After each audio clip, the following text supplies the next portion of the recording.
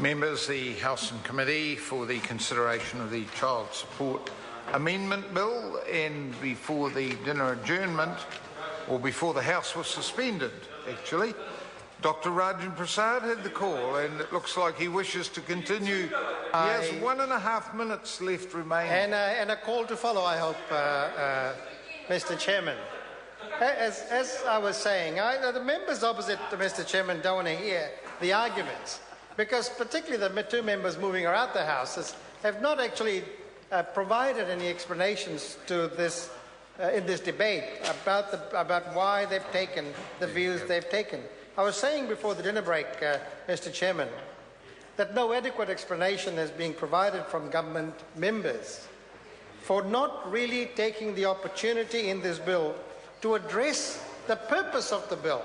And particularly in Part 2, we don't see that addressed, Mr. Chairman. The purpose of the bill is quite clear. It's to improve the fairness of the child support system and to promote the welfare of children.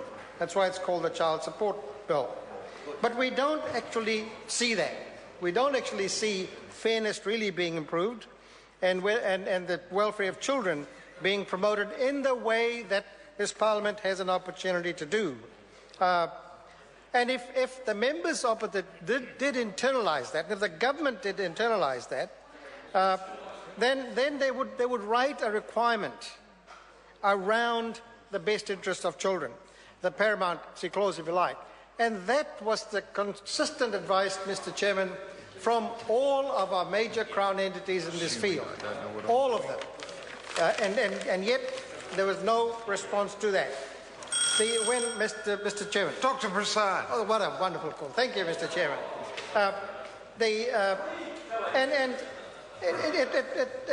was a shame that the members of this did not take that call. And when we really pushed, and I don't blame the officials for this, because it is a government responsibility, when we actually pushed as to why was it so difficult to do, the answer was that Inland Revenue did not have the expertise. And it could have bought that expertise quite easily when they prepared to spend well over $100 million on the provisions of this bill, prepared to do that on systems, and yet they were not willing to make that expenditure in actually getting that result. I think what they did say in the end was that, well, if we think it's a question, we will ask the Children's Commissioner to make some comments about that. So the government did not really consider it from that point of view. It would actually have been an incentive to parents, to both sets of parents, if indeed a requirement like the best interest of children was actually written in, because parents, even when they separate, are interested in the welfare of the children. They're not just interested in paying the money over, which is what entirely this bill is about.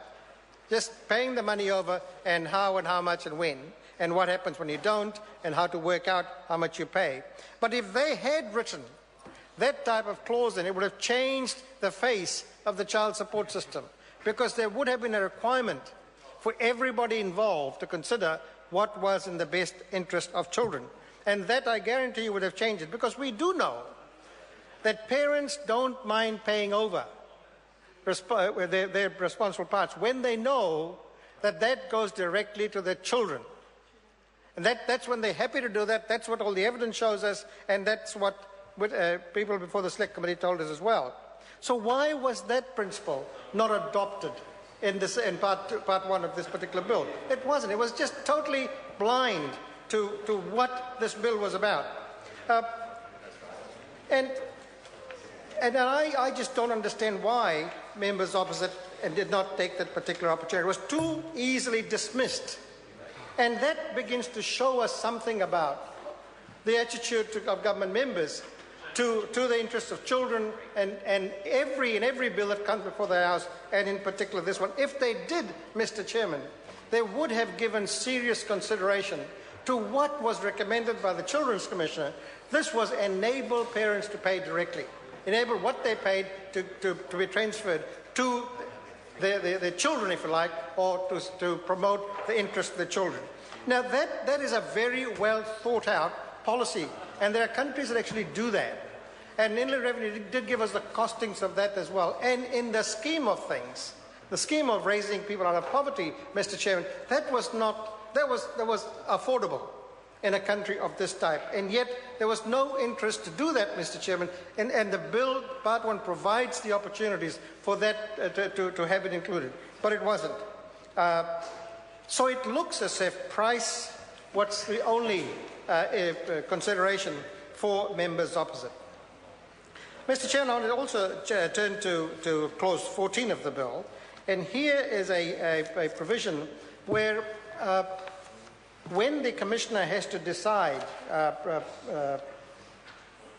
establish proportions of care, how is the Commissioner to go about doing that? And clause 15 is quite telling, particularly when you go to clause 15(5)(a). And A, B, C, D, and F have been excluded. And now it is to be done, the Commissioner is to decide proportionality or the proportion of care that the parent gives, and I quote, on the basis of the amount of time that the carer is in the person responsible, that the carer is the person responsible for the daily care of the child. That's the only principle. The ones that have been taken out, Mr. Chairman, are quite telling, because they go as follows, and this is how the responsibility for decisions about daily care were to be made, how they to be shared. Who was responsible for taking the child to and from school, for example? How decisions about education were to be made. Now, there are a whole series of considerations to be taken, and that's in the bill that is being amended, in the act that's being amended. What that anticipated, if you like, Mr. Chairman, was that there was a requirement to think through a bit more than just proportions of care. And that's one of the failings, Mr. Chairman. Mr. Chairman. Mr. Chairman. Honourable David Parker. Thank you.